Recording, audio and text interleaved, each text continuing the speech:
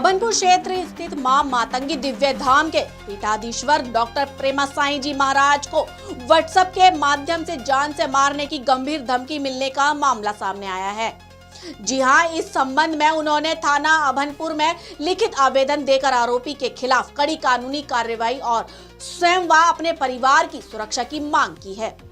प्राप्त जनवरी के अनुसार डॉक्टर प्रेमा साई महाराज धर्म, समाज, लव जिहाद और धर्मांतरण जैसे मुद्दों पर लगातार मंचों के माध्यम से प्रवचन देते रहे हैं। वे समय समय पर हिंदू एकता शोभा यात्रा, हिंदू जगाओ शोभा यात्रा और दिव्य दरबार जैसे बड़े आयोजनों का भी संचालन करते रहे हैं, जिनमें हजारों श्रद्धालु शामिल होते हैं।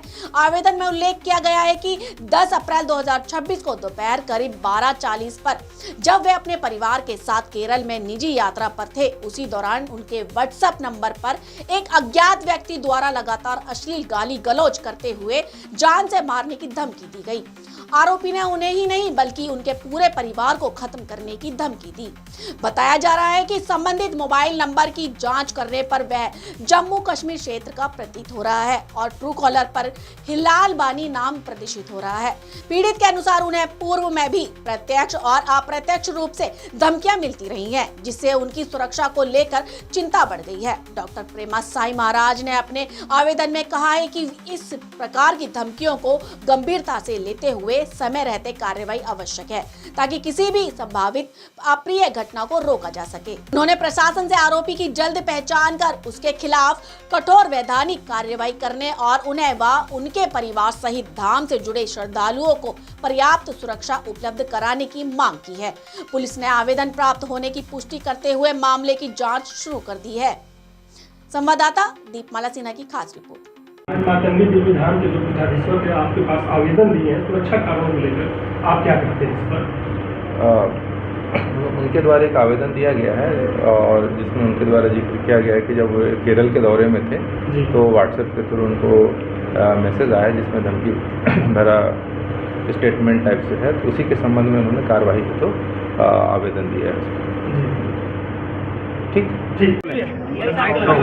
मैं 29 तारीख को परिवार के साथ निजी यात्रा पर केरल में था। केरल के लिए रवाना हुआ था अभनपुर से, और इसी दौरान 10 अप्रैल को मुझे एक व्हाट्सएप पर धमकी भरा मैसेज आता है जिसमें कहा जाता है कि प्रेमा साई तू मरने वाला है, मैं तेरी मौत बोल रहा हूँ, मैं तुझे मारने वाला हूँ, तुझे कोई बचा नहीं सकता, तेरे परिवार को भी ख़त्म कर दूँगा तेरे साथ। और साथ ही साथ बोलता है तू पुलिस को बोल या जाके अपने बाप को बोल, तुझे कोई बचा नहीं सकता। तो वो जो स्क्रीनशॉट वगैरह हैं वो सब आज हमने कंप्लेंट के साथ जोड़कर अभनपुर थाने में दिए हैं, शिकायत दर्ज की है। और लगातार जो है हमारे शिविर चलते रहते हैं पूरे भारत में, और 25-30 हज़ार की अधिक से संख्या में लोग उपस्थित रहते हैं। तो ऐसे में भक्तजनों के ऊपर भी खतरा है, मेरे ऊपर भी खतरा है और परिवार के ऊपर भी जो है खतरा मंडरा रहा है। तो ये जो भी शख्स है जो धमकी दे रहा है, ऐसे लोगों के ऊपर जो है उचित कार्रवाई की जाए, इसलिए आज हमने यहाँ पे कंप्लेंट दिया है।